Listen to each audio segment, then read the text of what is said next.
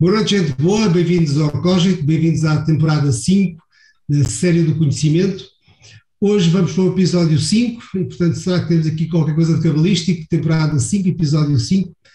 Bem, o tema de hoje é o que é que o ERAS está a fazer para combater o SARS-CoV-2. Isto parece um título assim um bocadinho pomposo, mas a realidade é que as diferentes instituições científicas que estão sediadas em ERAS juntaram-se para criar aquilo que podemos chamar uma Task Force Covid para estudar o vírus, estudar a pandemia. Para nos falar sobre este trabalho está connosco a Diana Lousa. Olá, Diana, bem-vinda, muito obrigado por estares a ceder o teu tempo à comunidade. A Diana é uma investigadora ITQB nova, tem doutoramento em Bioquímica com especialização em Biologia Computacional. O principal objetivo do seu trabalho é perceber como é que um vírus, seja o vírus da gripe ou o SARS-CoV-2, consegue entrar dentro das células e reproduzir-se portanto, ela lidera projetos que combinam métodos computacionais com técnicas experimentais para estudar as proteínas do vírus, como não sei se assistiram à nossa conversa de ontem, como o Carlos Gonçalves falou, da proteína Spike, é isso? Diana, é a Spike também que tu estudas? Sim, é a Spike que eu estudo. Ok. E que ela abre a porta das nossas células e depois permite a reprodução do vírus, porque, como sabemos, o vírus não se reproduz sozinho, precisa de um hospedeiro. A Diana tem vários artigos publicados em revistas internacionais, participa em diversos projetos de investigação, sempre envolvendo especialistas de diferentes áreas para termos resultados diferentes. Com a pandemia, ela foi, a palavra certa é envolvida, aliás, a palavra escolhida pela Diana, envolvida, para o grupo de trabalho que esteve a estudar o SARS-CoV-2 e, portanto, vamos falar um bocadinho sobre o que é que foi esta experiência, que resultados é que teve. Diana, grande prazer estar aqui. Obrigada. Ainda por cima, no lugar do Cláudio, espero que seja premonitório. Diana, porquê é que foi criada essa Task Force, com que objetivos? Então, houve até diferentes task forces ao longo desta pandemia. Logo no início houve uma task force para a criação de testes sorológicos que envolveu várias instituições de Oeiras e de Lisboa, o ITQB, o IGC, o IMM, o IBET e o CEDOC, na criação de um teste sorológico. Essa task force em particular foi criada porque estas instituições têm diferentes competências, não é? Por exemplo, aqui o ITQB e o IBET muito na produção de proteínas, e as outras instituições mais na parte da imunologia, da própria concepção e produção dos testes, etc. Nós no ITQB também criámos, ou melhor, o Cláudio, que é o diretor do ITQB, o professor Cláudio Soares, criou uma task force para, no fundo, nós usarmos todas as nossas competências e para tirarmos partido delas, para podermos ajudar a combater este vírus, não só no presente, mas também, obviamente que tudo isto também dará frutos no futuro. E também a ideia foi que, na altura, a maioria do trabalho de investigação estava um bocadinho parado e isto começou logo no primeiro confinamento.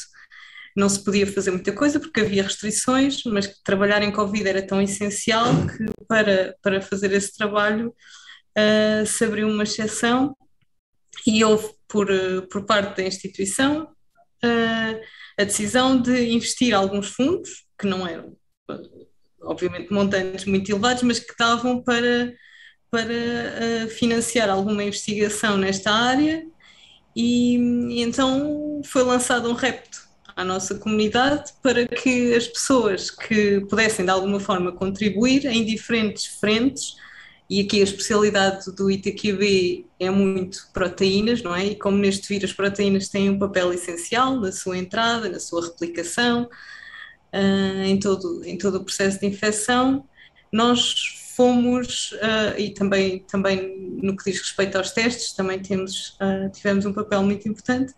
Então a ideia foi lançar o repto e quem tivesse algumas competências que achasse que podíamos usar aqui, juntou-se e pronto, e foi um processo muito interessante em que houve uma grande adesão, por um lado, as pessoas também já estavam fartas e deprimidas de estar em casa, estavam com muita vontade de contribuir, estávamos todos, alguns como eu até já trabalhavam mais com proteínas de vírus, portanto foi um pequeno desvio. todos em geral já trabalhavam com proteínas e, portanto, tinham muitas competências que podiam usar aqui. E depois nesta task force houve muita discussão, houve sempre, até agora, que ainda se mantém reuniões mensais em que as pessoas primeiro delinearam estratégias e o que é que iam estudar ou mesmo terapias que iam desenvolver, e depois foram mostrando resultados e toda a gente dava sempre uma grande contribuição, houve muito entusiasmo por contribuir e por fazer as coisas avançar. Aqui a parte difícil, imagino, é como é que diferentes culturas, como é que instituições que até competem entre si por fundos, por prestígio, por tudo o resto, conseguem deixar isso de lado e juntarem-se e partilhar aquilo que é mais importante do vosso trabalho, que é o conhecimento. Como é que se organizaram para que isto corresse bem? Bem, neste caso havia um objetivo maior e uma causa maior que eu acho que fez todos os cientistas porem isso à frente de qualquer... Claro que há sempre a vontade de ser os primeiros a chegar, mas aqui houve, por um lado, essa grande vontade de contribuir, por outro, quer dizer, na verdade nós somos todos do mesmo país, até somos daqui das mesmas cidades, não havia nenhuma razão para competirmos mais do que colaborarmos. Depois também estas instituições têm... agora falando das coisas que foram feitas mais em colaboração entre instituições diferentes, têm competências diferentes, umas mais na biologia e imunologia, outras mais como nós na parte mais quase biofísica e que já envolve muita química e no estudo das proteínas, portanto na verdade há muitas coisas que sozinhos não conseguiríamos fazer e assim, combinando as diferentes competências, por exemplo, dando um exemplo também muito concreto, nós temos uma colaboração com a Maria João Amorim do IGC, que ela lidera um projeto cujo objetivo era estudar o soro de pacientes que já tinham sido infectados por SARS-CoV-2 e ver como é que mutações, ela estava já a tentar antecipar este surgimento das variantes e como é que nós iríamos responder a diferentes mutações, se os anticorpos iriam continuar a funcionar ou não. E como nós, computacionalmente, também conseguíamos estudar este efeito das mutações, combinámos sinergias, não é? Que é muito diferente do que eles fazem e muito complementar, porque em geral somos muito complementares e as pessoas juntam-se quando são complementares e conseguem, usando diferentes abordagens e diferentes ferramentas, ter uma visão muito mais completa do problema, não é? Neste caso nós podíamos fazer previsões computacionalmente que eles testaram no laboratório. Mas, Diana, desculpa lá insistir mais um bocadinho, não estamos aqui à procura de nada, mas temos só a tentar perceber. O processo de trabalho era, vocês juntavam-se todos em sala, discutiam qual era o trabalho que cada grupo ia fazer, depois voltavam para os vossos laboratórios normais, para as vossas equipas normais, e cada um fazia uma linha de investigação, era isso? Mais ou menos. Aqui, e agora vou voltar a falar um bocadinho mais na Task Force ITQB. Havia vários projetos, alguns desses projetos eram de um laboratório só, outros, os próprios projetos, por exemplo, no nosso caso, tínhamos um projeto cujo objetivo era desenvolver proteínas para inativarem o SARS-CoV-2. E então falámos com um laboratório experimental e nós fazemos a parte computacional do desenhar, criar estas novas proteínas e eles produzem-nas. E portanto aí é um trabalho conjunto em que envolve falar todas as semanas e com muita frequência, no caso de outros era só de um laboratório. E depois o que havia sempre era uma reunião mensal em que havia muito input de toda a gente que está a trabalhar em Covid, não é? De toda a gente que está nesta Task Force Covid e portanto... Okay. E qual era o objetivo? Quando começaram, o que é que pretendia fazer? Quando nós começámos, pretendíamos primeiro cada um veio com as ideias que tinha, não é? Consoante aquilo que já tinha lido e que achava que podia contribuir. E então houve várias linhas. Eu posso dar algumas ideias de algumas coisas que foram feitas. Aquilo que eu estava a dizer, nós em colaboração, eu sou do grupo do professor Cláudio Soares, portanto, em colaboração com o João Vicente, de um grupo que faz expressão de proteínas e que trabalha muito com proteínas. O nosso objetivo era então produzir proteínas para inativar o SARS-CoV-2 e estamos ainda neste processo.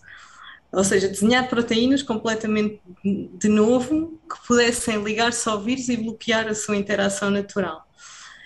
Quando a Diana fala em desenhar proteínas, refere-se a modelos computacionais, é isso?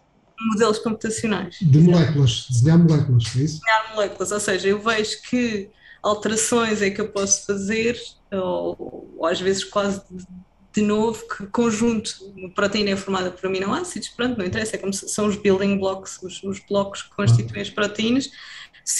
Podemos imaginar como peças de Legos. Nós o que fazemos com estes modelos é pensar que peças de Legos é que eu posso juntar por uma determinada ordem para que a proteína faça exatamente aquilo que eu quero. E depois temos que produzi-la e testá-la no laboratório para ver se funciona ou não da forma como queremos. Imagino que isso não seja um processo random, portanto vocês vão ver outros casos e que é intuitivo e acham que talvez funcione assim? Não, não. Por acaso tem uma parte que é aleatória, mas explicando um bocadinho melhor, é baseada em princípios físicos, ou seja, duas coisas interagem se forem complementares, ok? Em termos físicos. E portanto nós temos um software que foi desenvolvido pelos gurus desta área, que é um senhor que trabalha nos Estados Unidos, o David Baker, que é pioneiro disto e já faz isto há muitos anos. Tem um software muito poderoso que permite gerar, voltando à analogia dos Legos, gerar combinações de Legos um bocadinho ao caso, vai tentando, olha, vou trocar esta peça por outra, trocar esta aqui por outra, e ver se essa troca, depois eu consigo, usando um modelo, consigo prever se essa troca vai ser favorável ou não, neste caso para a interação. Eu lembro-me de se ligar. Penso que até ainda antes da pandemia ter começado, ou se não foi antes, foi muito perto daquela fase de ter visto um artigo que falava que falava por sua vez num artigo da Nature, em que a inteligência artificial conseguia, digamos que, prever estruturas de proteínas de uma maneira que sem inteligência artificial seria muito mais difícil e com isso, obviamente, depois facilitaria processos ou para vacinas, ou para medicamentos, ou para drogas, de um modo geral. E isso é algo que está dentro, se calhar é esse software que a Diana... Não é o mesmo, está a falar do AlphaFold, mas a lógica é um bocadinho a mesma. É um software... No nosso caso, o software baseia-se um bocadinho em princípios mais físicos. Esse que usa a inteligência artificial, no fundo, baseia-se no facto de que já há imensas estruturas de proteínas conhecidas e, portanto, o que é que a inteligência artificial faz? É usar todo o conhecimento que já se tem para tentar inferir. Então, a partir daí, eles conseguem inferir a partir da sequência e estão num nível excepcional onde nunca estivemos, a ponto de, para muitas coisas, já não é preciso irem para o laboratório determinar a estrutura de proteínas, porque o que se obtém, previsão computacional, é tão bom que está a abrir imensas portas e está a ser uma revolução, de facto, o AlphaFold, que é esse software. Este é um bocadinho mais físico, no sentido em que nós prevemos mesmo se a interação vai ser mais forte ou mais fraca, sem estar a usar, embora também use, também tem que ser calibrado com a informação que se tem já de outras coisas que se conhecem. Mas isto só para dizer que, sim, é o mesmo, podemos pensar que é o mesmo princípio de tentarmos fazer previsões. Então, Tiana, é possível, assim, aqui no Zoom, explicar, visualizarmos como é que o vírus entra na célula, como é que a proteína spike agarra a célula? Imagino que seja um dedo, aqui está. Como é que funciona? Consegue explicar-nos? Sim, então, a proteína spike tem uma zona, portanto, no fundo, o papel dela é ligar-se aos receptores nas nossas células, que é outra proteína que se chama ACE2, e ela Portanto, tem é uma tipo chave e fechadura. fechadura, sim, porque o objetivo dela é mesmo depois abrir a porta, porque os vírus, tal como as nossas células, têm uma, ou estes vírus, nem todos, mas estes têm uma membrana. E é preciso passar essa barreira, não é? Portanto, no fundo, abrir a porta para passar essa barreira. E o que ela vai fazer é mesmo abrir um poro através do qual pode passar o RNA, que é o que vai permitir ao vírus replicar-se.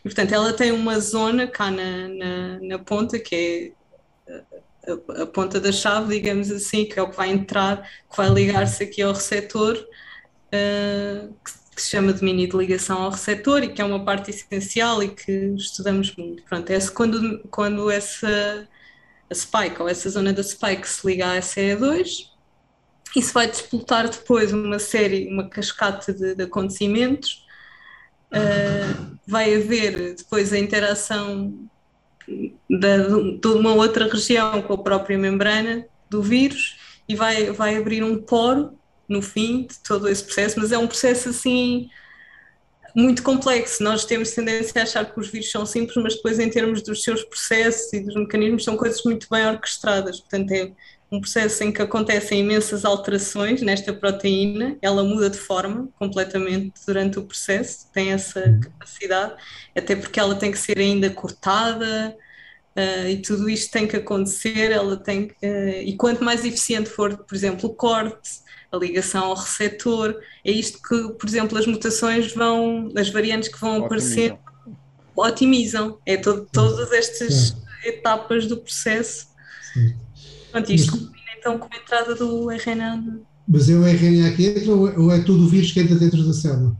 Não, é o RNA, basicamente é isso que é preciso. O vírus depois não é mais do que isso. O que ele depois vai fazer é aproveitar-se das nossas células, toda a maquinaria. O RNA tem lá tudo o que precisa, porque o RNA é um código, é como se ele mandasse uma mensagem para dentro das células que vai quase sequestrar a célula e pô-la a fazer aquilo que ele quer. Ou seja, ele vai pôr as células a produzir as proteínas dele, começa por produzir uma proteína que produz proteínas, que é a polimerase e outras, e depois, a partir daí, e também faz... Biohacking, portanto. Completamente. E o que é que acontece ao vírus? Ele vai para outra célula ou morre? Não, ele depois replica-se dentro desta célula, depois tem formas de sair e vai para outra célula e continua a infecção. Okay. Vocês veem isto no microscópio ou é indireto? Não, algumas coisas consegue-se ver, mas eu não trabalho em microscopia. Há técnicas de microscopia muito avançadas. É assim, nada disto todas estas etapas que eu descrevi, nada disto consegue ser visto com tanto detalhe em microscópio nenhum. Okay. Agora, o que se faz é, ou através de estudos mais indiretos, em que fazemos ensaios in vitro, por exemplo, vamos testar como é que a proteína é cortada. Vamos pô-la com várias proteínas que possam cortá-la e ver. Depois vai-se construindo uma história mental de como é que a coisa funciona e hoje em dia há já até ilustrações muito bem feitas, mas isto é uma visão um bocadinho idealizada com base em toda a informação que se foi recolhendo e que vai tendo até que ser updated. Há aqui detalhes que depois não são exatamente assim, precisamente porque nós não conseguimos olhar para um microscópio e ver isto tudo a acontecer à frente dos nossos olhos. Consegue-se ver no microscópio, por exemplo, a estrutura do vírus, consegue-se ver eventualmente, e consegue-se ver com células e ter uma ideia de como é que as coisas estão, consegue-se até ver com técnicas de microscopia muito avançadas, obter a estrutura com detalhe da proteína, spike, por exemplo, e depois com outro tipo de ensaios bioquímicos, por exemplo, saber exatamente... No teu trabalho, qual é que é a estratégia de ataque ao vírus e à proteína spike? Qual é que é a ideia? Era essa que eu estava a dizer, era desenhar outras proteínas, usando o tal software que nos permite construir coisas para que possam ligar-se à zona que supostamente se liga ao nosso, que se liga naturalmente ao nosso receptor e no fundo depois prevenir a ligação ao receptor, ou seja, é fazer um bloqueio, até usando, mimetizando um bocadinho a ligação ao receptor, mas com é como pôr lá um decoy, agora não me lembro da palavra em português, para... Diana, foi muito interessante perceber que, no fundo, este trabalho que estes grupos que foram criados, no fundo, foi tentar juntar as peças todas.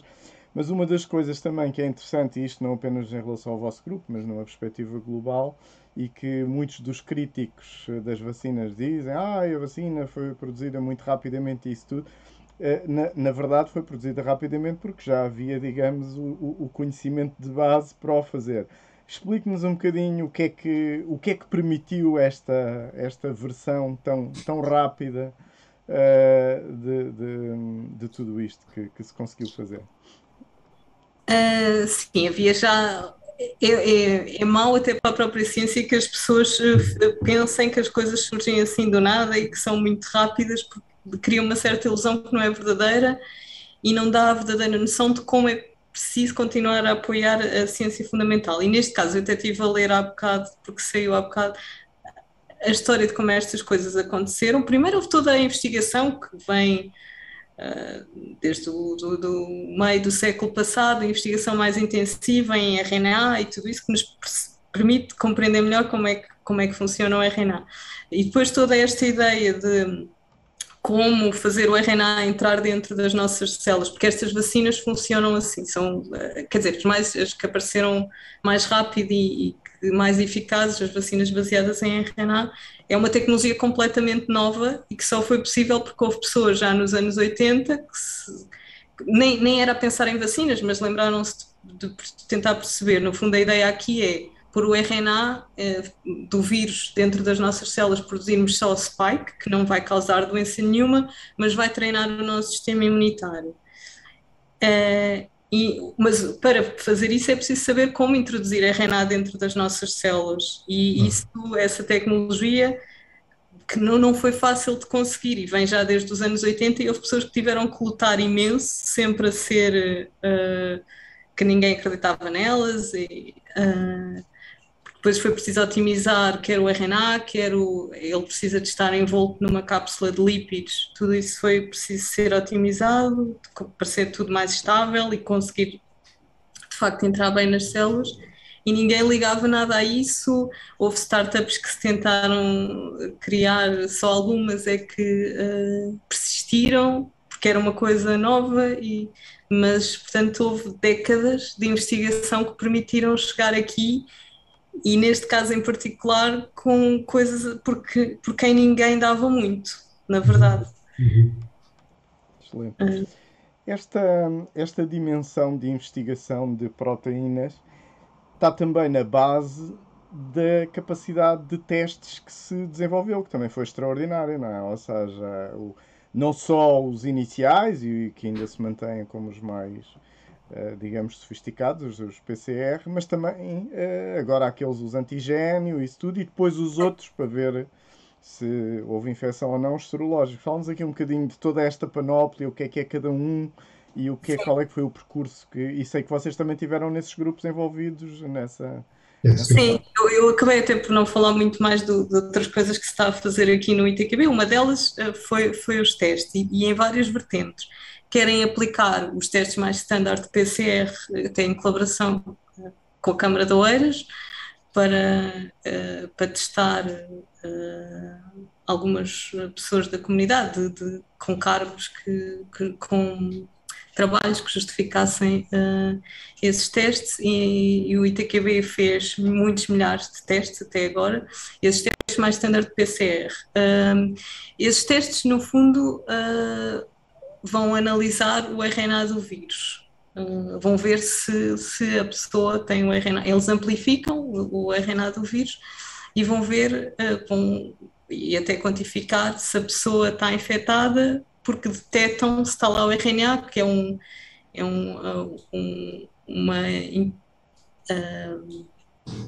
um fingerprint, não é? Do vírus. Se tiver aquele RNA é porque a pessoa está infectada, pronto. E o que esses testes fazem é com base nisso. Depois há outros testes baseados em proteínas, esses testes de antigênio, que tentam ver então se a pessoa tem a proteína da spike, ou eles têm outras proteínas que se ligam a ela, ou regiões dela, e então vão conseguir saber se a pessoa está infectada pelo vírus, porque vai ter à sua superfície então estas proteínas. E os testes serológicos também é um bocadinho o mesmo princípio, mas ao contrário, vai ver se a pessoa tem anticorpos contra o vírus, e são feitos normalmente, é como nós vamos andar à pesca dos anticorpos, usando como isco a própria spike e ver o que é que lá se liga. Depois, aqui no ITQB também o grupo da Catarina Pimentel está a desenvolver outros testes que se chamam testes LAMP, e que são testes colorimétricos mais simples e muito mais baratos do que os testes de PCR, e com uma eficácia bastante grande, e que também se baseiam no RNA, mas de uma forma mais indireta, e que são testes que seria, por exemplo, mais fácil de serem levados para diferentes sítios até onde é mais difícil fazer testes. Ou seja, não precisamos propriamente de um laboratório, desde que podemos ter um kitzinho em que se faz um teste. E é um teste completamente colorimétrico, e aqui o grupo da Catarina, em colaboração com outros grupos do ITQB, conseguiram não só desenvolver esse teste, cuja ideia já existia e é um teste geral para outros vírus, mas conseguiram otimizá-lo e fazê-lo também com enzimas, porque é sempre preciso enzimas, são proteínas que fazem coisas específicas, produzidas aqui no ITQB, ou seja, ser completamente autossustentável, com coisas produzidas aqui no ITQB, depois os próprios métodos de detecção colorimétrica também com moléculas produzidas aqui, ou seja, ter um teste completamente feito in-house, o que é muito bom, porque outra coisa que a pandemia trouxe foi escassez às vezes de algumas matérias-primas, mesmo para a ciência, enzimas e muitas coisas que se tornaram escassas. O TQB também aí ajudou a produzir imensas proteínas que eram precisas para testes e até soluções também que eram precisas para inativar o vírus.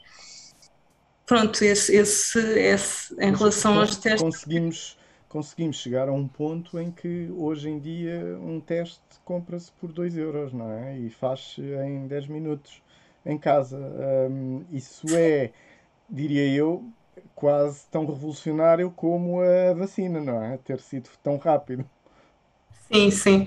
Também logo isso começou logo a perceber. Nós, logo no início, ainda a pandemia nem tinha chegado assim à Europa, quando começaram a haver as primeiras calls, nós até entramos, depois não ganhámos, mas houve logo gente a pensar que uma coisa muito importante era os testes, e desenvolver mais testes, e testes que pudessem ser mais baratos e mais rápidos. Portanto, houve logo aí também muita mobilização, e percebeu-se que isso era outra estratégia para manter a coisa controlada.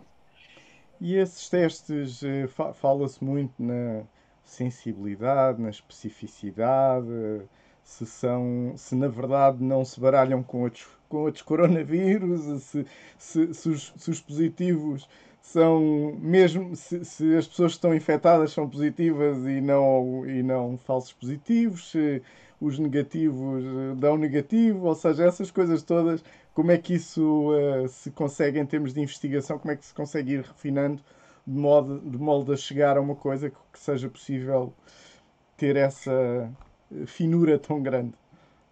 É ir testando, ou seja, primeiro é sempre um balanço entre várias coisas, que são a qualidade dos testes, que depende da especificidade, da sensibilidade, e por outro lado também o tempo que demoram e o custo, não é? É um balanço entre tudo isso. E depois, por exemplo, os testes de PCR tradicionais têm muitos poucos falsos positivos e mesmo poucos falsos negativos, mas são morosos e são Exigem relativamente laboratório, não é? exigem Só isso laboratório. torna caro, claro. Essa ideia é ter outros testes que não se, por exemplo, neste caso dos testes que estão a ser feitos aqui pela Catarina Pimentel, eles tiveram que otimizar todas as partezinhas do processo, desde a amplificação do RNA ao teste colorimétrico em si, escolher qual é a melhor molécula para mudar de cor quando e ter muita sensibilidade, ou seja, mesmo que a pessoa tenha uma carga viral baixa, conseguir logo detectar. Depois também temos que pensar qual é o limite que nós queremos de sensibilidade. Às vezes, se calhar, não precisamos é um balanço também com isso, não precisamos ter um limite extraordinário, ou seja, uma pessoa que tem uma carga viral muito, muito baixa, se calhar também não está ainda a propagar a doença. Portanto, mesmo que o teste não seja ainda capaz disso, mas se for muito barato, muito rápido, compensa, porque na verdade nós queremos mesmo é saber se aquela pessoa está infecciosa ou não e se já está. Certo. Portanto, é um balanço entre todas estas coisas e uma otimização de todos os passos do processo. Certo. Este vírus transmite-se, pronto, por gotículas e por via, e fica no trato respiratório superior, tanto que sei, nariz e mucosas, e depois então é que se espalha. Porquê que não se avançou, sendo essa a característica, porquê que não se avançou mais para vacinas orais? Pudessem. Fala-se nisso, já ouvi falar nisso, não é? Até há uma portuguesa, uma vacina, uma investigação de um grupo português. Do ITQB, já agora. Por acaso não tinha certeza, porque eu quando vi a notícia não era do ITQB, mas. Não sei se há outras, mas há uma aqui no ITQB, não, ainda está um projeto cujo objetivo é produzir uma vacina oral. Mas a questão de ser oral não tem tanto a ver com a maneira como o vírus se propaga, tem mais a ver com a capacidade de nós podemos, de facto, tomar a vacina assim e ela ser eficaz, porque a maioria das moléculas que são as vacinas ou são com base de RNA, ou são de proteínas, ou são de vírus inativados. E depois há mais algumas variações de DNA, etc. A maioria delas, ou muitas delas, não são muito estáveis. E também para serem passíveis de ser administradas oralmente, têm que não se degradar quando passam pelo trato gastrointestinal, não é? De manterem a sua capacidade. Ou seja, se nós lá pomos uma proteína, temos que saber que a proteína vai chegar ao sangue depois em condições, ou bem. E temos. Se. Agora esqueci-me do que é que ia dizer. Se for uma coisa. E depois também tem que ter um tamanho adequado para isso, não é? Há partículas muito grandes que também não o permitem, portanto tem que ter as características indicadas para poder ser administrada assim. E tem que ser resistente, no fundo, ter o tamanho adequado. Portanto, é mais difícil. Tem fatores adicionais além dos mesmos, não é? Sim, senão não estávamos todos a tomar injeções como quando podíamos tomar. Exatamente. Uma das curiosidades que eu tenho em termos de toda esta canalização de esforços, quer de dinheiro, quer de interação de grupos, como o vosso caso, e também a nível mundial, é como é que isto agora, o que é que vai continuar, o que é que se vai desfazer, se o que foi feito descobriu coisas importantes que têm que ser retomadas, como é que, portanto, quer a dinâmica de interação, quer a dinâmica de retoma do normal, como é que as coisas vão passar? Eu acho que nós nunca voltaremos completamente atrás, porque apesar de tudo, de todo o mal, isto também trouxe coisas boas, não é? A ideia destes projetos mais globais, em que há mais gente envolvida e toda a gente a remar um bocadinho para o mesmo lado e a discutir mais, é uma coisa que eu espero que não se perca e acho que não se vai perder tão depressa.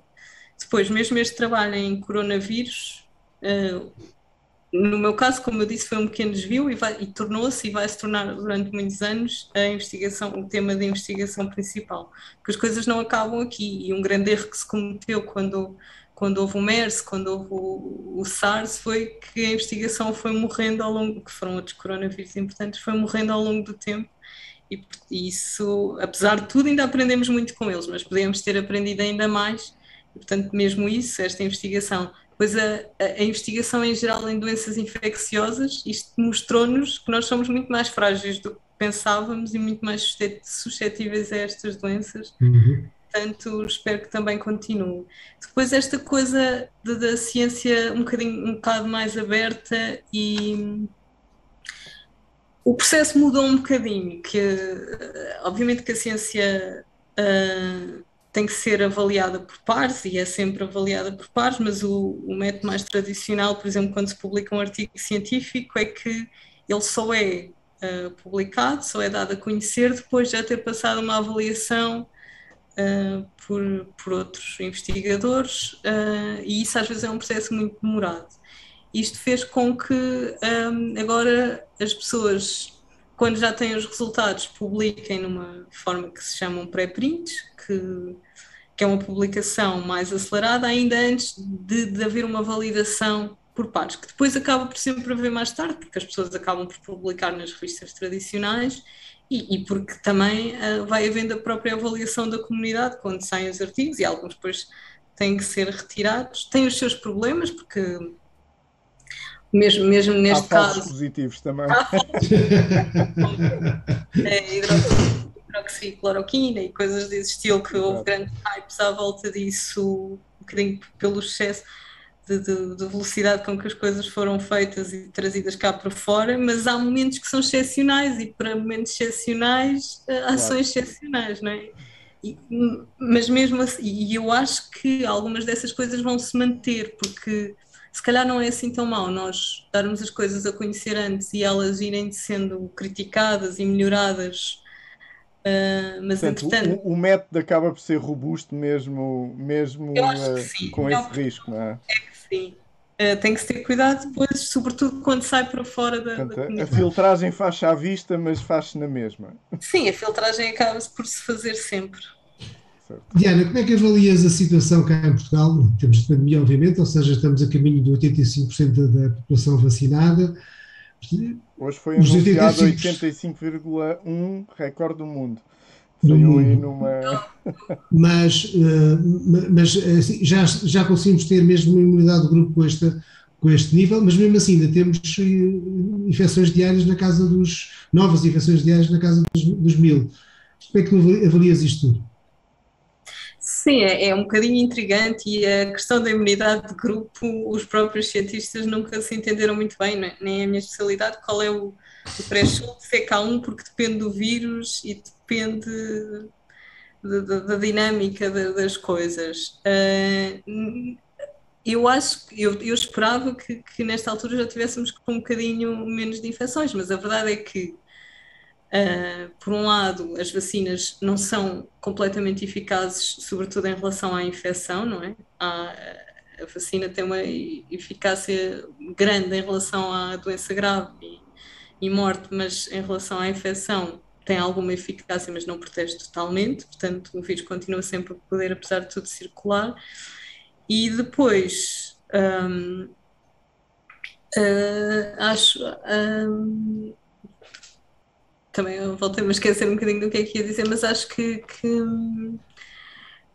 nunca sabemos bem quando é que de facto vamos conseguir. Estas coisas são sempre um bocadinho imprevisíveis. Quando é que vamos, se é que vamos conseguir. Olha, com a informação que tens, que é com certeza melhor que a nossa, como é que vai evoluir? Estão já atrás da esquina novas variantes?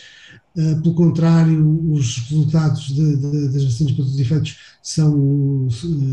dão-nos uma segurança. 2022 vai ser um ano mais calmo? Eu acho que vai ser mais calmo. Temos que estar atentos às novas variantes, e era isso que eu há bocado ia dizer e depois não disse.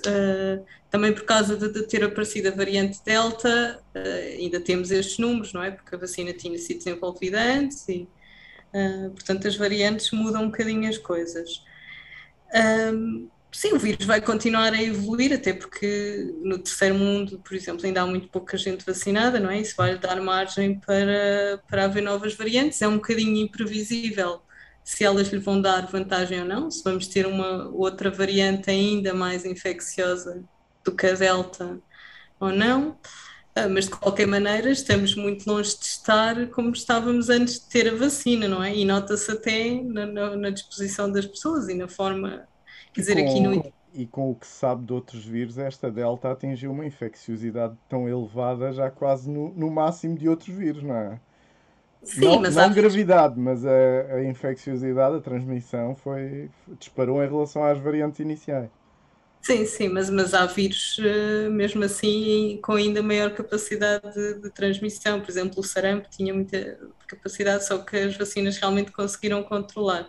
Portanto, nunca se sabe qual é o limite. Claro. Mesmo, uh, portanto, acho que mesmo alguns coronavírus também têm muita capacidade de transmissão, mas eu acho que, eu sinceramente também acho que é muito possível que a Delta tenha sido o auge em termos de transmissibilidade, por exemplo, e espero que sim, acho que é possível. Até Mas porque temos quase que que estar, acabou com as outras, não é? O que demonstra que foi muito eficiente.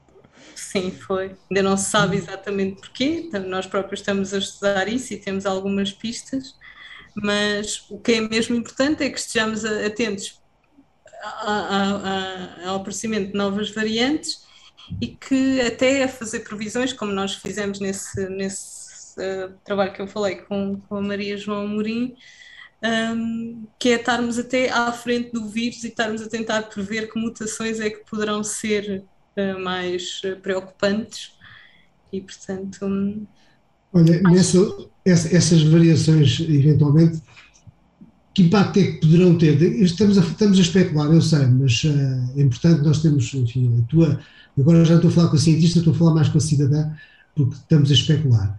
Ou seja, os novos variantes podem aparecer, podem deitar abaixo todo o trabalho que foi feito, todo o trabalho das vacinas, ou estas vacinas deixam de ser só um bocadinho menos eficientes e, portanto, provavelmente vamos ter que trabalhar com reforços. eu acho que dificilmente deitarão abaixo todo o trabalho das vacinas e toda a capacidade do nosso sistema imunitário responder, não é? Porque apesar de tudo, uma variante não é um vírus completamente novo. Não, exatamente. Só aparecendo um vírus completamente novo é que o nosso sistema imunitário fica completamente à toa e não sabe responder. Ou não sabe responder bem. Aliás, Portanto, diz que se calhar outros coronas também, de algum modo, poderiam ter dado alguma imunidade a algumas pessoas, em algumas não é circunstâncias. muito claro. Mas pronto, agora uma variante não vai deitar, não vai pôr em causa a eficácia das vacinas na sua totalidade. Vai baixar, como aconteceu, poderá baixar, como aconteceu com a Delta, e nesse caso poderá ser preciso um reforço e poderá ser preciso uma adaptação da vacina à nova variante, que neste caso destas tecnologias é até uma coisa relativamente fácil, não é? É mais uma. Fazê-lo é fácil, depois mudar toda a produção, obviamente que já não é. Mas acho que nos adaptaremos e muito mais rápido do que não vai ser como responder inicialmente ao vírus, não tem nada a ver com isso. E então o que é que vai acontecer? Vamos ter mais um vírus endémico ou uma gripe que temos que viver com ele ou é possível erradicá-lo? Eu acho que provavelmente vai ser um vírus endémico, é o que a maioria dos cientistas acham. Hum, Portanto, isso é normalmente o caminho natural. Portanto, Okay. E diz-me uma coisa, achas que isto abre a porta para questões mais graves, como de bioterrorismo, porque de facto o mundo mudou todo, o mundo mudou muito mais com o ataque às Torres Gêmeas em 2001. E portanto temos aqui uma porta aberta bastante perigosa. sim, não, quer dizer, acho que se alguém quisesse fazer uma coisa destas, já havia, já se sabia que se podia criar um vírus. Eu acho que o problema de criar um vírus para bioterrorismo é que é muito incontrolável e não é uma coisa que não se ataca aos Estados Unidos e a coisa fica lá, portanto, mas há terroristas que não são assim tão inteligentes e podem não perceber isso. Aí tinha que ser talvez outro tipo de vírus, não tão infeccioso, mas se calhar mais letal. mas pronto, também não quero dar ideias, só estou a Pois. dizer. É um Então bocadinho a diz-nos mesma lá. razão, é um bocadinho a mesma razão pela qual acabou por nunca haver uma guerra nuclear por enquanto, não é? Exato.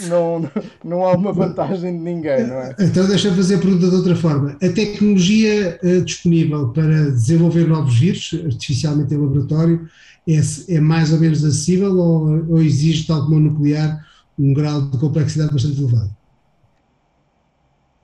Exige alguma complexidade e o que eu quero, sobretudo quero desmistificar a ideia e já é mais ou menos claro que este vírus não foi criado num laboratório e que se isso acontecer, se consegue perceber fazendo análises genéticas e depois com técnicas bioinformáticas perceber se o vírus foi de facto criado ou não. Não é impossível, mas Não é o caso. não é o caso. Muito Já bem. agora vou aqui, estava aqui a ver as questões e os comentários, mas por Força. acaso acho que já abordámos praticamente tudo e eu queria recuperar um comentário que ontem apareceu já no fim da sessão e que nós não tivemos hipótese, o Carlos Ok. Gonçalves não respondeu porque apareceu mesmo no fim, e que era um espectador nosso, o Tony Magalhães, não sei se está nesta sessão, mas se não tiver, pronto, pode ver depois, em que ele perguntava qual é que era, porque é que no fundo há vacinas de uma dose, duas doses, como é que é esse processo, não é? E se a de uma dose é mais suscetível de ter que depois ter de reforços, ou o que é que, portanto, esses processos, como é que se fazem nas investigações, como é que se chega a essas conclusões? E no caso concreto, ele falava na vacina que havia na Janssen, Acho que que eram. sempre só de mudança. São processos complexos, é assim, em geral eu acho que é mais, um bocadinho mais seguro haver mais doses porque reforça o sistema imunitário. Isso é uma coisa que se sabe, mesmo quando se tenta produzir anticorpos em animais e tudo isso, que se dá uma primeira injeção e depois a seguir dá-se outra porque já houve uma primeira reação e assim a segunda é mais forte.